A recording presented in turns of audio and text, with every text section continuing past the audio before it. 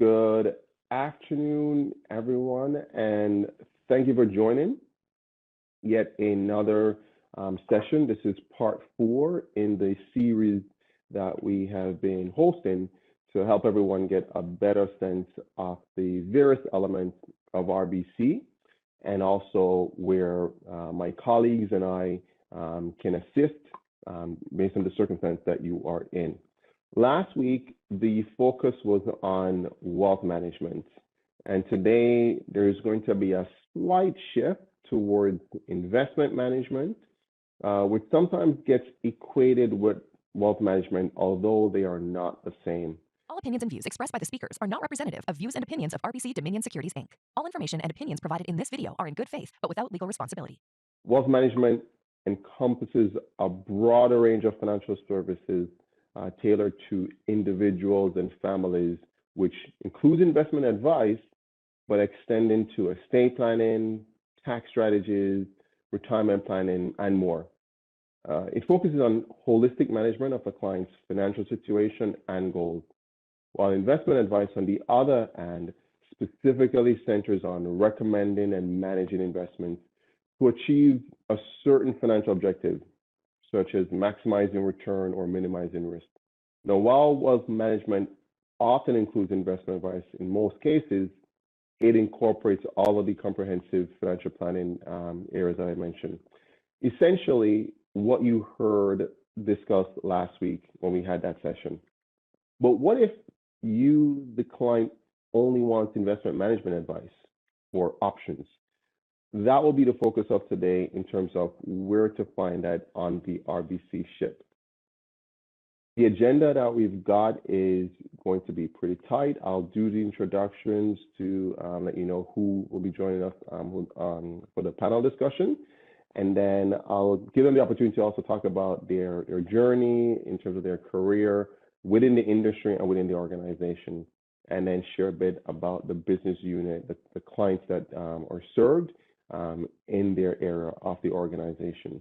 And I will open up for Q&A, which, along with the option of sort of just doing a raise hand, want to remind everybody that there's also the chat option as well. So feel free, you can also type in your questions that way.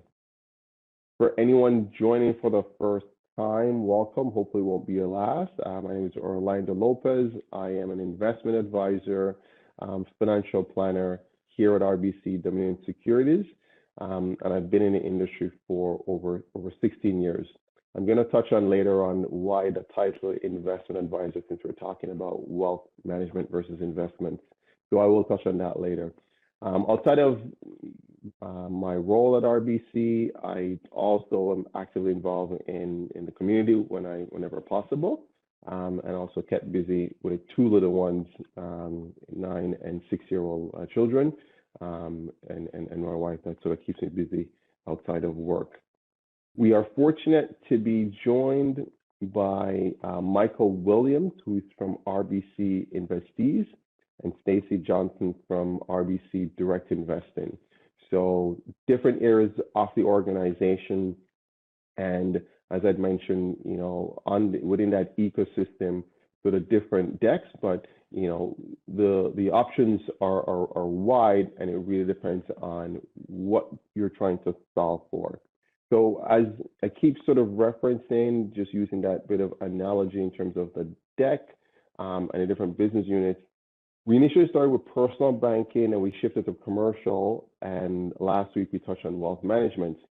The area that we're going to talk about today, specifically RBC Investees and RBC Direct Investing, they also sort of fall back into the personal banking side of the operation, but sometimes there's gray areas, so there's a bit of an overlap because the part of wealth management that includes investments, that area or that need can be sort of serviced from these business units.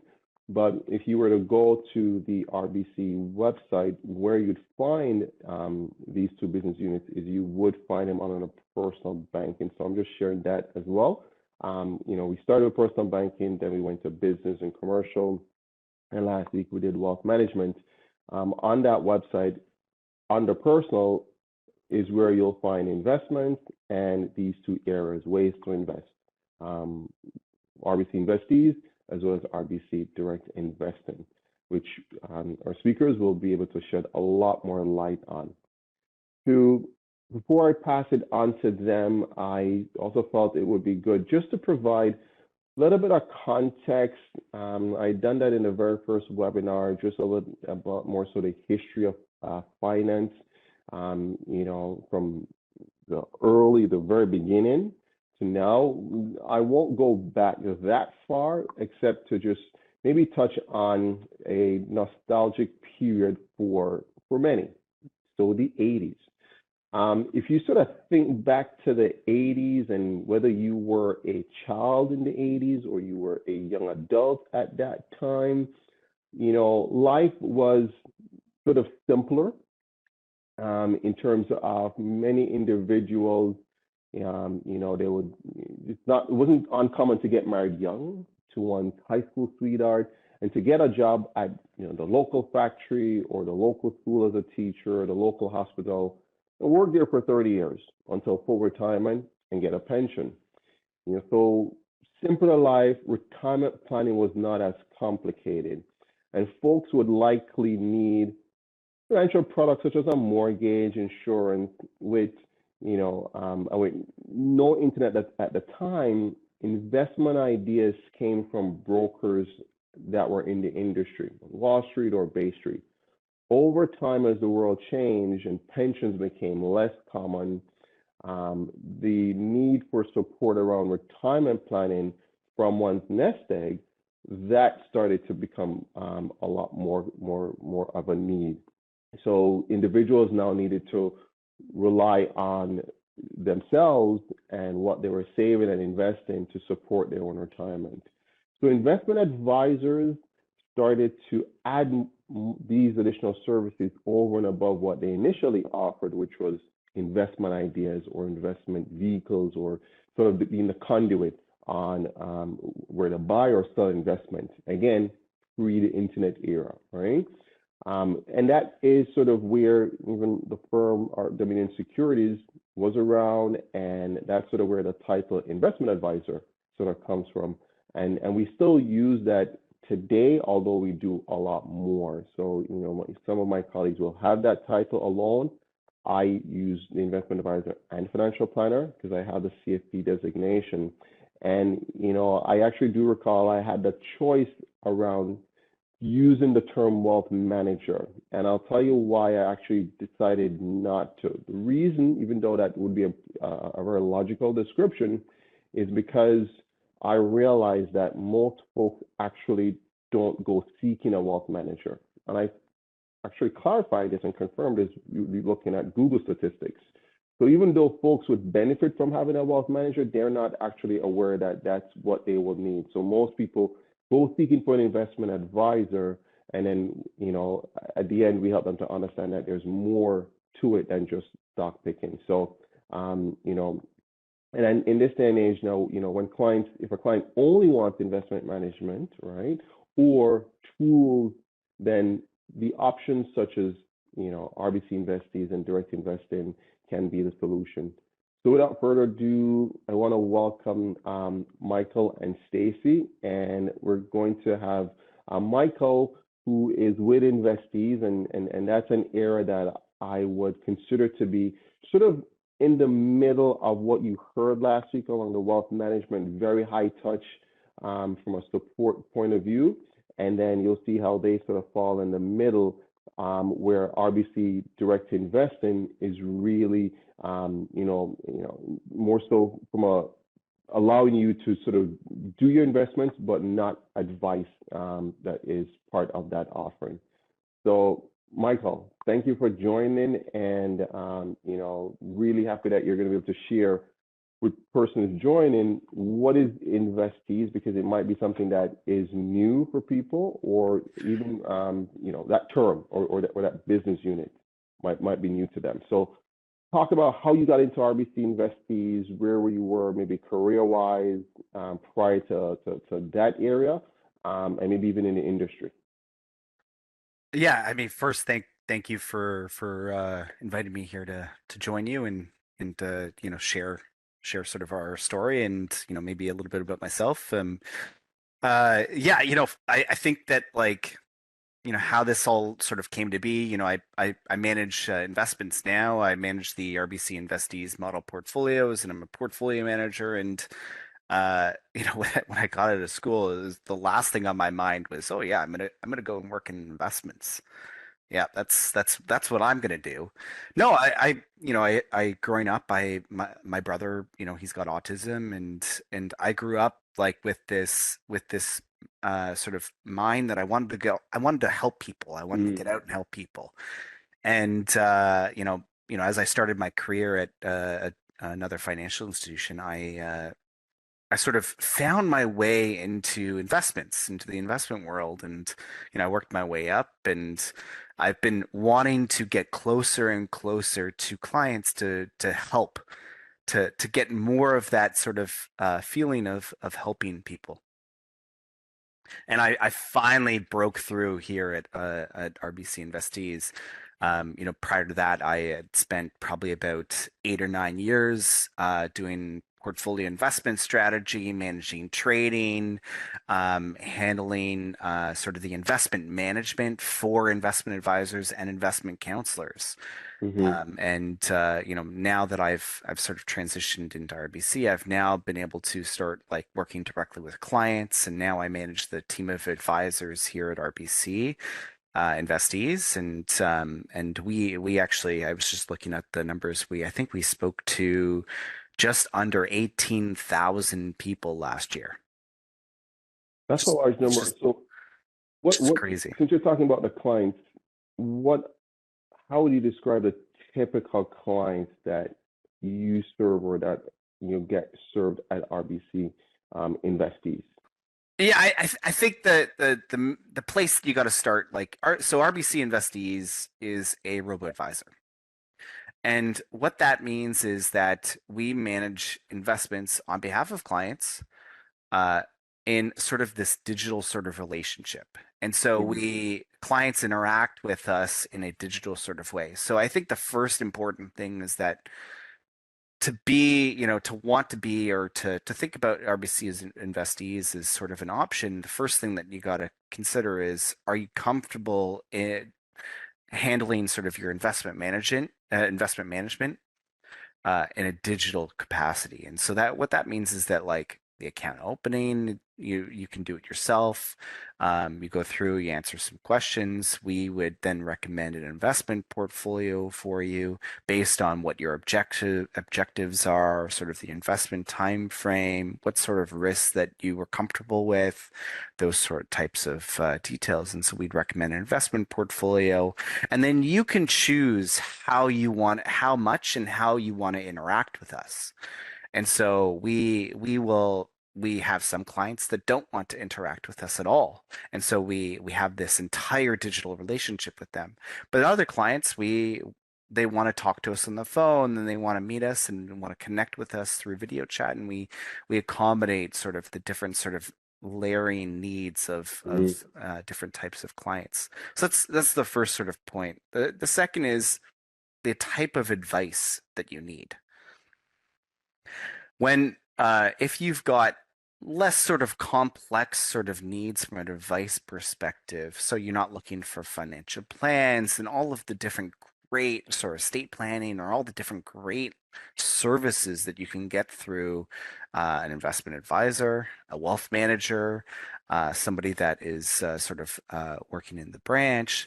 A lot of these have a lot more services than what we sort of provide. And because of that, we charge a lower management fee to manage those investments. And our low hmm fee is 0.5%. We manage our investments. We utilize low cost ETFs in order to sort of build together a sort of global portfolio for clients, so they can get access to a diversified investment portfolio.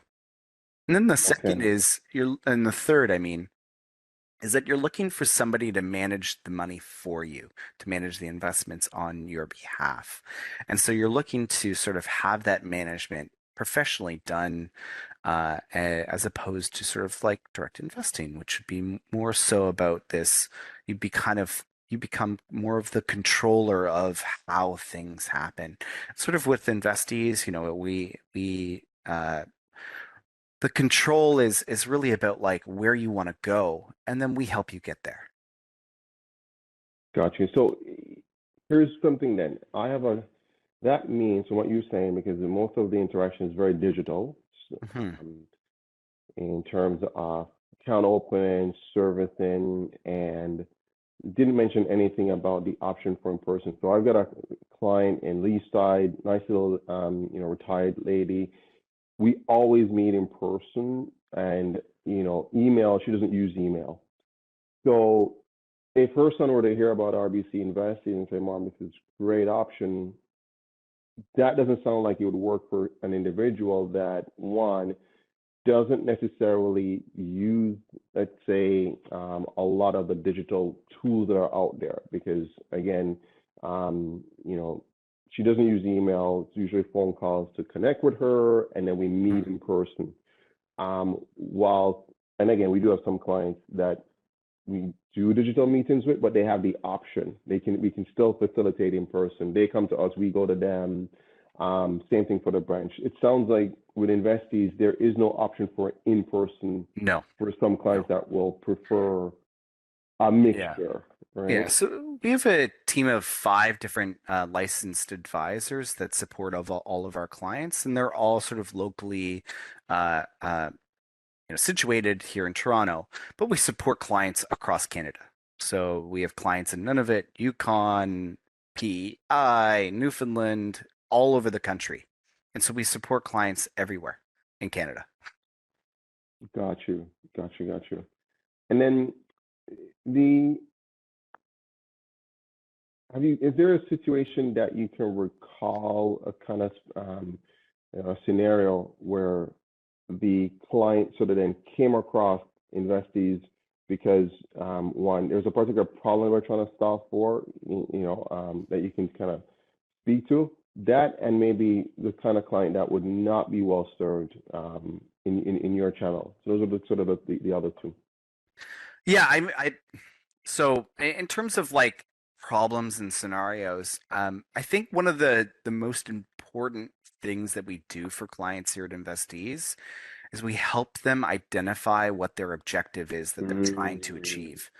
And so like we try, like I love to call ourselves as educators. So when clients call in, a lot of our focus is really on trying to ask questions and trying to help clients, you know, the one of the things that I've found talking to clients is that most people, they start investing with us, but they actually haven't thought about what they're trying to invest for. mm, And so we start to go through and define objectives and define what it is that they're trying to achieve, because sometimes sometimes investing makes sense and sometimes it doesn't make sense. mm-hmm. And so, with investees, we've got sort of a long-term sort of focus on our investment portfolio. So if what your objective is like saving for a home, for example, and you're looking to buy a home in the next 2 years, probably shouldn't be investing in equities and fixed income markets.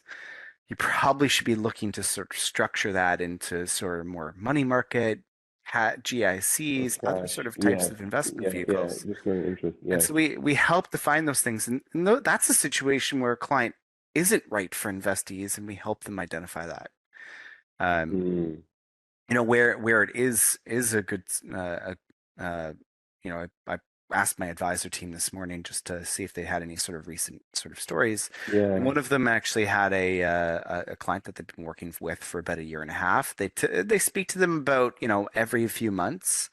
It's since sort of 2022 happened. We saw a lot of extreme volatility in markets, and that creates a lot of fear. This is like individuals' lifetime savings, and like it's so a client calls us and they're talking about like what should they do? Should they get Mm-hmm. out of the market? Like, this is sort of a market timing kind of thing. When should you get out? When should you get back in? And so we sort of help the client sort of like go through what their objectives were, sort of identify like, we found that like this was investments that they were looking to have in over 10 years.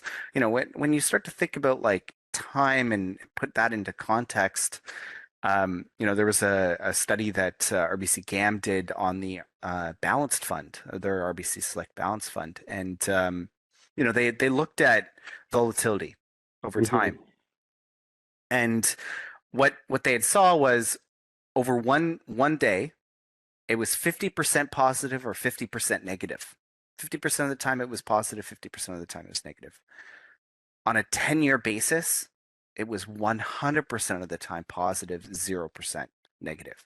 It was like when you start to pull time into and put context to what it is that you're trying to achieve and where you Yeah, are and where you sit, it really is helpful for at least for us and for clients to sort of see the bigger picture and to sort of take a step yeah. back and look at where things are going.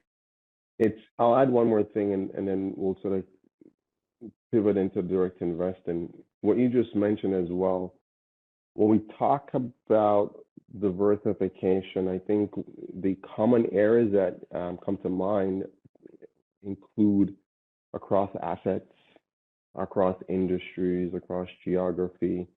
And I've always felt that one of the most underappreciated things is diversification across years, across Yeah. time. So Yeah. the more diversified that portfolio is, because it's not just over 12 months, it's over 60 or a couple hundred months because it's over years, that spreads your risk significantly. Yeah. That it It's why it's so reduces, important yeah, to have a plan, to start with the plan, to start with yeah, like what are the objectives? And there could be many, there could be one. yeah, And so you start with objectives, and then from objectives you can start to define like what isn't the different asset allocation. How do you create the different layers within a portfolio to design it to that objective? yeah, yeah, yeah, And yeah. it's it, That's a good one. Yeah. I And it's actually have never heard that before, Orlando. What you just said, diversification across time. diversify Yeah, across time. Yeah, I hadn't really heard it's that before. well, and the other thing, there's two other things I've also come across from my experience, which is that um, you know, understanding the difference between what I refer to as your required return versus your desired return. So somebody might approach us, they might approach investees or direct investing, and when we really look at their big picture and look at their expenses, their income, which could be pension, it could be other sources, and we might realize that, well, wait a minute, you actually don't need to supplement your income with this portfolio. Like your expenses are below what is coming in, so you don't need to be striving for 10% return because your brother said he made 10% at the last barbecue. That might be what you desire because you just want to finally beat your brother or something.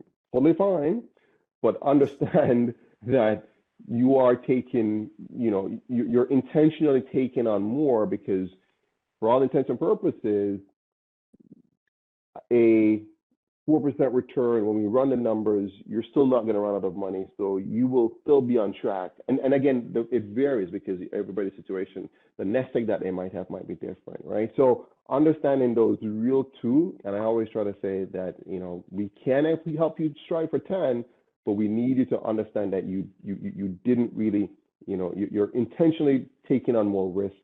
And that's where that sort of conversation comes in, and you're not investing just for the sake of investing, which is, and again, some folks might not need that support, which is where Yeah. direct investing will come in. And love for you to talk about your experience, Stacy, in terms of one, how did you get into direct investing? Were you always in that side of the organization? Were there different areas you were before? Were you on a different ship prior to RBC? Thanks, Orlando, and happy to be aboard today. So I honestly RBC is the only cruise line I've ever worked for. But yeah, I've had probably a little less of a traditional path, I think, to finance. You know, Dad always said I was a late bloomer, and that's certainly true with my journey to that led me to RBC. But I did a lot of different things before my banking career. You know, I owned my own retail business for several years. Worked in family businesses, just a variety of things for sure. So started with RBC in my mid-30s, and you know, that was back in, I'm going to date myself, but that was back in 2010. I didn't have a finance degree. I don't have an MBA, so I didn't have that education piece that led me to this. So I just kind of fell into it. Started as a client advisor or a teller, like many of the folks in your previous sessions I've heard. I worked my way up. So I worked hard and went through the ranks in the branch world, I guess, from advising clients on, you know, investing in credit and different things, going up through to branch management.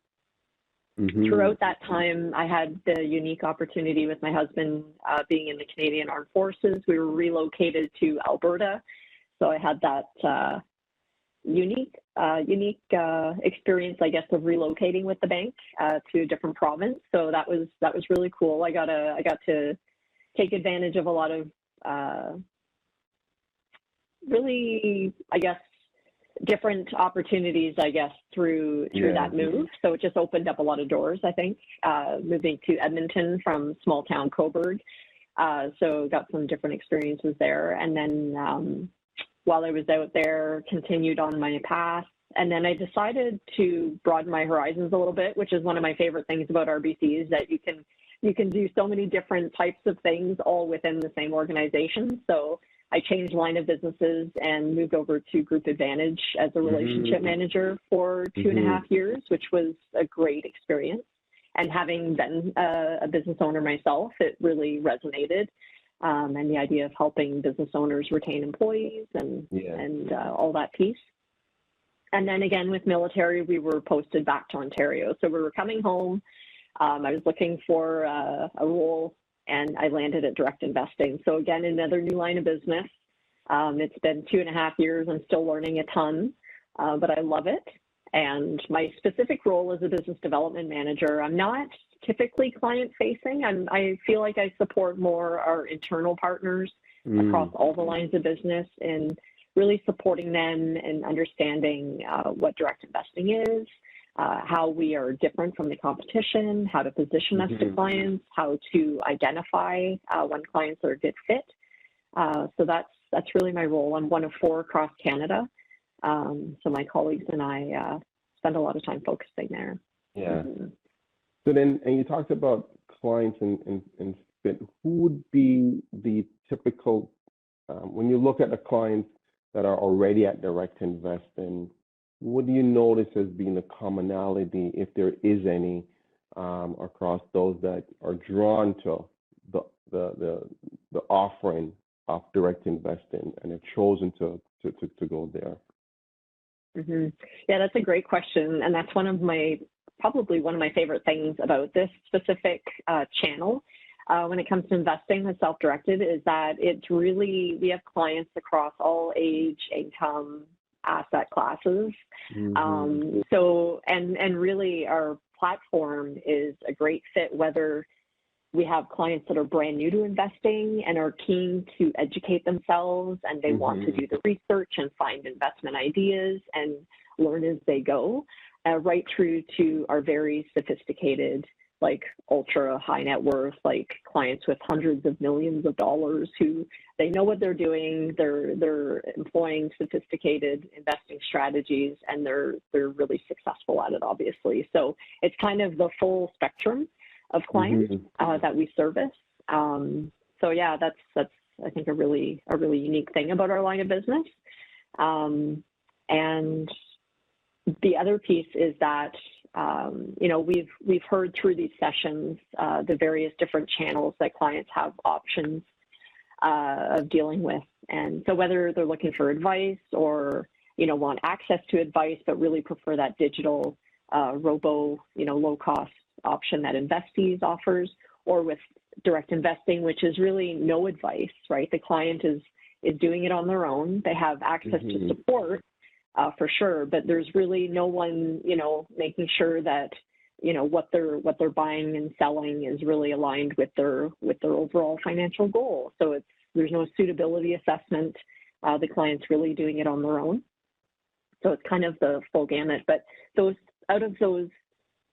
various options, they're not mutually exclusive, which I also really appreciate, right? So I know myself, I have my financial planner, I have my accounts with Investees, and I self-direct a portion. So I think, clients who, they may have different preferences in terms of channel for specific financial goals, which is a cool feature, but they can still be within RBC.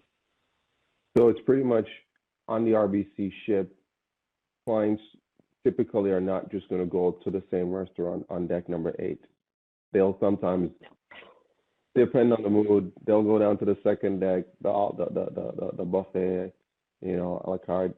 Next time they'll go to the Italian restaurant on deck 8, and that's totally fine. Which does happen, because there are times where a client will have support from one of the advisors, such as myself in wealth management, and they might do it with the majority of their portfolio, and they may want to still leverage direct investing for the other ideas that might have. There's a sense of they enjoy the ability to research or to the access, because it does. That's one thing about direct investing. It does provide individuals access to a lot of market data that they are able to consume, and they could use it towards making certain trades or not. But it does give them access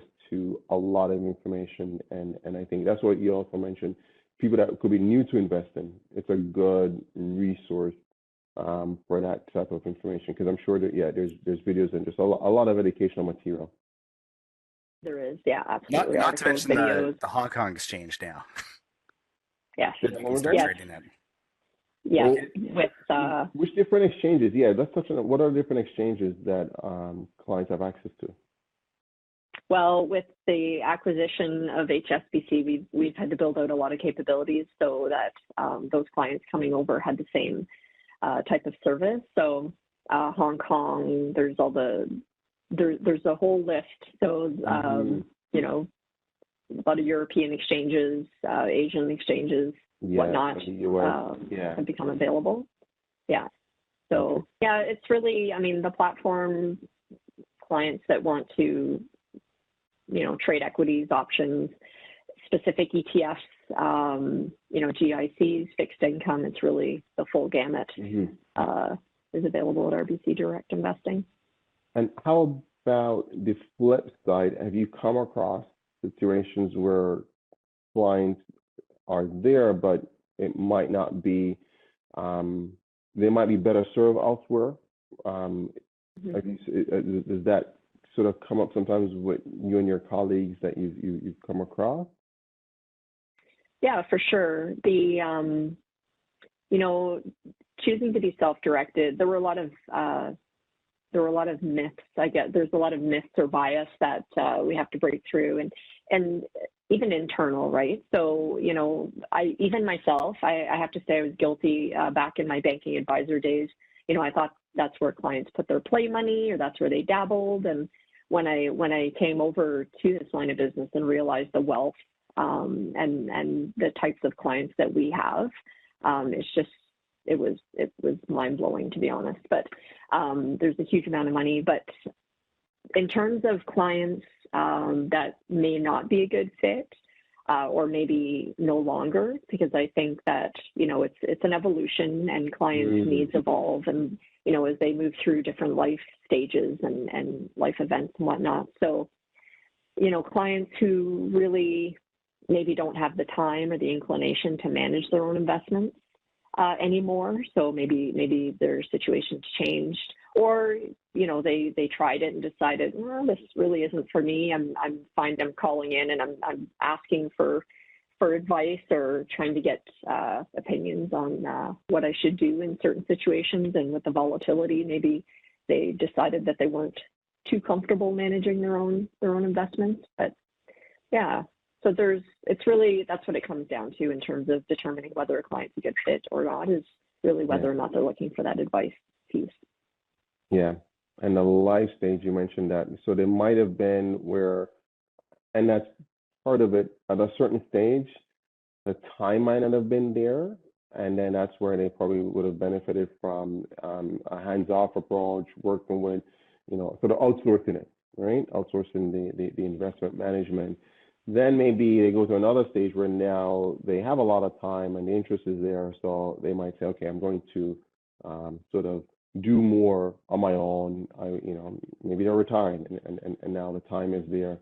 But then they might switch back where could be another life stage, maybe health reasons, where now it's sort of, it might not be best for them to sort of do it all on their own. So it's an evolution, as you kind of mentioned. That's really the right word. Yeah, the industry evolves and people evolve, right? It's definitely evolving. I know, like the latest stat, 1 in 4 Canadians are self-directing. So either some or all of a portfolio. So it's a huge trend we saw through COVID. We had this huge surge of 18 to 35-year-olds opening direct investing accounts, and whether it was that they had the time on their hands or just they're realizing they may not reach their financial goals the same way the mom and dad did or their grandparents did, and so they wanted to take matters into their own hands and educate themselves. It's just it's been a really interesting piece to watch.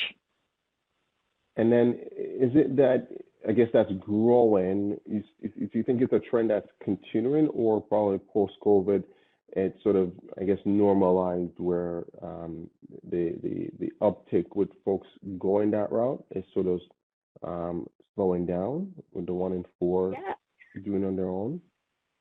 Yeah, the 1 in 4 is recent, but the volumes that we were seeing through that period in COVID, that's normalized a little bit, but it's still, we're still continuing to grow. We're seeing more and more clients interested in self-directed options. Yeah. Got you.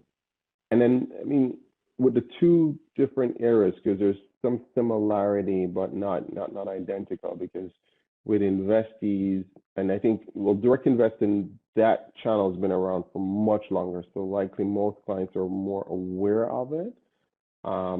And they might be sort of able to, verbalize, this is sort of what I'm sort of looking towards. And also because maybe not all other institutions have a similar offering, right? Michael, is that fair to say that not all of the other financial institutions would have a sort of similar offering to investees? Some do, but some don't, or is it all? Yeah, some do, some don't. Like BMO has one.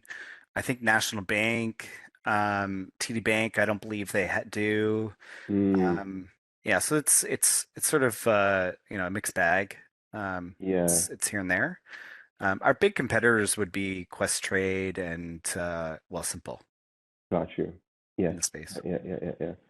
And then with direct investing, I think it's the same terminology used across the other organizations too. So that makes it a little bit easier for folks, because when we're talking about language and language or acronyms, that can sometimes be something that is one of the things that creates a bit of a gap, or for folks to understand, okay, what are you actually seeking? So maybe that term still being used across the board, they may have been at another organization in their direct investing channel, but they've now heard that, wait a minute, where I am at, yes, it's self-directed, but I'm not able to trade on the Hong Kong exchange.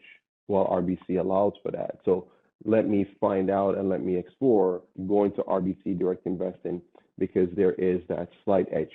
Because probably fair to say, not all created equal. All the direct investing channels, it's not just about click and buy and click and sell. Right. Yeah, no, for sure. There's the capabilities that we built out specifically for the clients who've migrated over.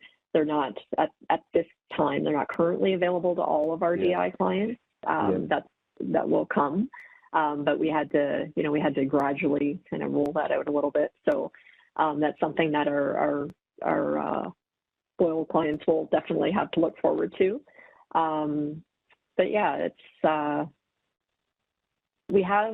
there's quite a few pieces that differentiate us from our competition. We're number 2. I mean, we're the second largest discount brokerage in Canada. But one of the unique things that a lot of folks may not realize is that we do offer different tiers of service, right? So we have, depending on your needs, the assets that you're managing, we have different access to services and perks, if you will. So the bulk of our clients will, just using our platforms, which I will say we have 3 options for clients to trade. So we have our mobile app, the online platform, and we have what's called a trading dashboard, which is a really great feature that allows clients to really customize their trading experience. So they can kind of build it out and see. And there's language capabilities there too. So we've just added, we've always had English and French, but we've added simplified traditional Chinese. So for those clients that want to trade in that language, they have that option through the trading dashboard. But we also have, our investor centers across Canada. We have 4 in our major city centers across Canada where clients can actually go in and deal with a person face to face, right? So that example you were talking about earlier with, you have that client that just wants to meet in person. They don't want to do anything virtually. They have that option with investor centers. But we have that Royal Circle is kind of that next level of service. So, our Royal Circle folks, if they meet certain thresholds, they'll get access to preferred margin rates. The depth of research that we offer all of our clients is amazing, but our Royal Circle clients just get that next level. Front of the line access when they call in for support. And then we have a newer tier, which we added through COVID, which is growing, is our high value client managers. So these folks really provide that elevated white glove service to our biggest and best clients. So those folks that really may have complex needs, trading strategies, whatnot. We have our high value client managers. Got you. And again, that's one of the real points of this webinar. It's always brings to the forefront things that might not be, things that people don't know they don't know, or things that might not be in the and you mentioned, so 3, so there's the mobile app, there's a trading dashboard, and then was the phone channel one of them, or that would sort of be an additional where they can call in to do trades? So is it? Yeah, no, I guess that would be another way, is if they wanted to call in and have a trader actually place the trade for them, but just through the regular online platform. So there's a regular online, there's a more advanced one with a dashboard, the mobile app, and then old school, sort of like, nostalgia from the 90s. You can call in to place your trade. From the 80s, I should say, 80s or 90s. I know. I wonder really if they'll resonated also with so many of those pieces on the 80s slide. It's like, oh, you're bringing back so many memories again. I'm dating myself. I wonder if they're also traded on the pink sheets. Oh, you're really bringing it back. Old school. But and that's the thing. Like, things in time do change. Like, all around us, and I think that it's sometimes that when we're in the industry, and I've always wanted to not take it for granted that everyone is also aware of these evolutions. And I typically, have jokingly, I've seriously sort of mentioned that unlike certain other things, like when there's a new, phone, let's say we were used to a new phone coming out, the CEO goes up and kind of talks about all of the features and the bells and whistles. But in finance, when there's evolution, it's not part of the industry that, you know, you got a CEO going up and kind of talking about the new and the latest thing, right? So sometimes these things come about, but, you know, there isn't that sort of big hoorah the way in, let's say, the electronic space, that everyone sort of gets that update that here's what the newest iPhone can do, right? You know, we've yet to see that where there's that big, everybody's anticipating what can the new direct investing platform offer. So, but people are busy working away at improving, enhancing, you know, bringing the ability to do the trade on the Hong Kong market. So, you know, getting folks to know about it is sort of the next job, right? And I think slowly but surely, you know, when we sort of want remind people, here's what can be done, and here's also the things that have been improved, and here's something that's sort of new, you know, in case you didn't know. I think that's where sort of the magic happens, and then also knowing that they can leverage the different multiple business units, and that you know, the resources there or the individuals are there that they can reach out to if they got a, you know, question to navigate it. So the investor center that you mentioned, people can sort of go to and get more information if they need a walkthrough on all of these. Yes. And then I guess, Michael, in terms of when they need to, if they're reaching out to investees, which they can find that on the RBC website, they'll be able to, one, open an account, and then there's from your advisors that are there, that support is there if they want that, but they can also sort of choose to fully sort of do it all on, you know, without reaching out to an advisor. Yeah. I mean, there's also a lot of information just on the RBC Investees website. You know, we actually today just posted our performance results for Q1 of 2024. So we've just sort of launched those so that, you know, any sort of client coming in, they can go and take a look at sort of our historical performance of our model portfolios. They can go through and see exactly what is in them, how we sort of have built these portfolios. They can go and so we've got also a section of our website, Topics and Trends, where we have our team of advisors. We rate a monthly sort of article that we post to this website.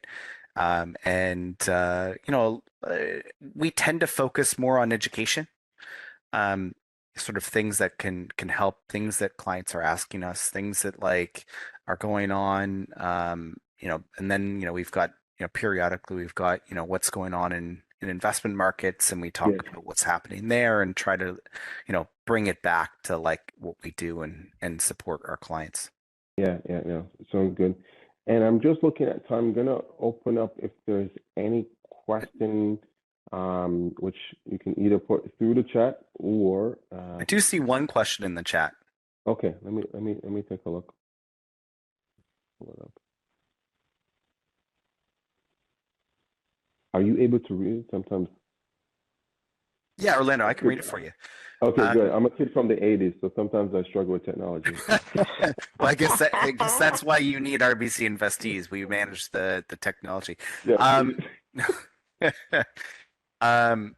Yeah, so here Alex is asking, he says the returns of my various RBC portfolios have been disappointing over the past 3 to 5 years. Do you have any suggestions? Okay. If it's been disappointing, then certainly it requires review to understand what is the outcome that would be satisfactory, and then compare that to how that portfolio or those funds are allocated, invested, and it likely warrants some sort of change, because again, there's about 3 different big picture things I think across investments that need to be understood and balanced: the return, the risk, and the cost, and understanding that where is the priority, and if the priority is on the return and, you know, And that might have changed. Maybe there's been an evolution where the portfolios were more focused on the risk side, keeping risk low at the expense of returns in good markets, right? So certainly requires a reset and a review is what I would say. And that can be one with the initial area or business unit or the advisor that was part of or that helped in putting that portfolio together. And one matching that with what the new and the outcome or the expectation might also change too. So that's something that I think is where I would suggest starting, because the list of options are wide, and even if the RBC list is not doesn't sort of solve the problem within RBC, one can leverage other investments as well. So, in our area, if we're not able to solve for that need, we can look at firms, other Canadian firms, other US firms, other global firms.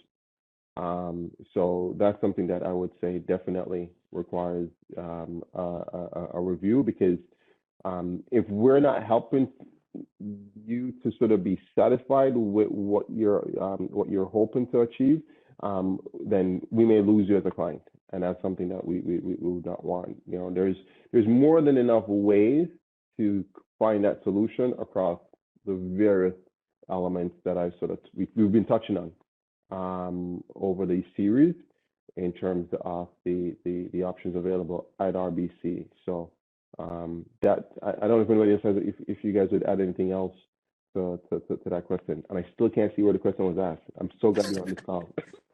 Yeah, I mean, like, to your point, the first thing that popped in my mind was like we get this question all the time. And the place that we start is, when was the last time you reviewed it? Mm-hmm. When was the last time you've done a review? And if it's been more than a year, you should do it again. And if disappointing returns over 3 years, it's a different story that I would have than disappointing returns over 5 years. Mm-hmm.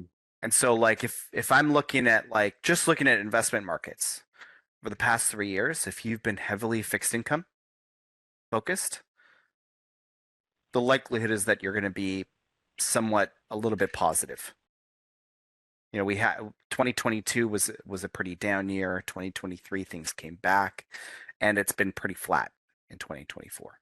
Mm-hmm. Over a 5-year period, you should be in the green across most of your portfolios.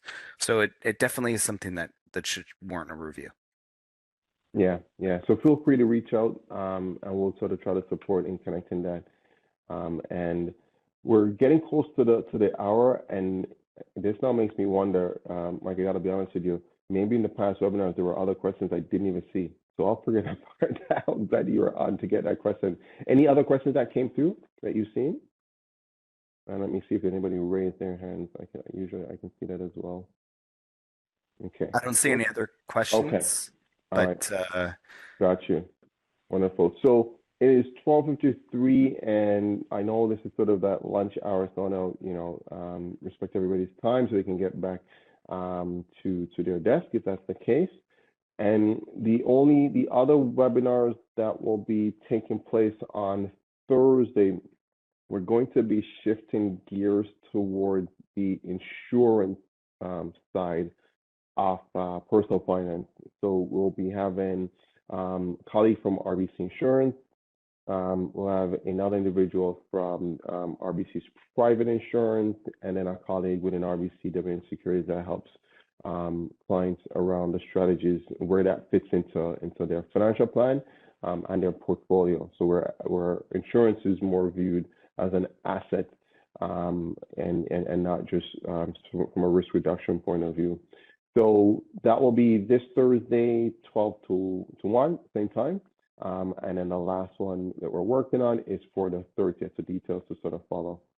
And the ask, if this was helpful, feel free to share the information, pass it along. I can be contacted via email, orlando.lopez@rbc.com. You can schedule a time to sort of connect with me. Usually in my email, there's a link to my calendar. I'd be more than happy to help either directly or indirectly. So I always mention that, you know, either I know it or I'll make sure I can find a person to sort of assist. So one way or the other, I try to help the individual myself directly or through to the folks that I know. So with that, bid everyone farewell. Michael, Stacy, I can't thank you guys enough. I do appreciate you taking your time and sharing your wealth of knowledge and experience, you know, which we all bring to the different to what we do. So, you know, knowing that, you know, your journey towards finance, Stacy, you know, you bring that entrepreneurship lens towards it, and I think Michael focusing on trying to help clients, right? You know, we have you in the industry versus you being a surgeon. So lots of people that will be helped. And yeah, everyone take care and have a wonderful rest of your day. I appreciate it. Thank you, Orlando. Okay, take care.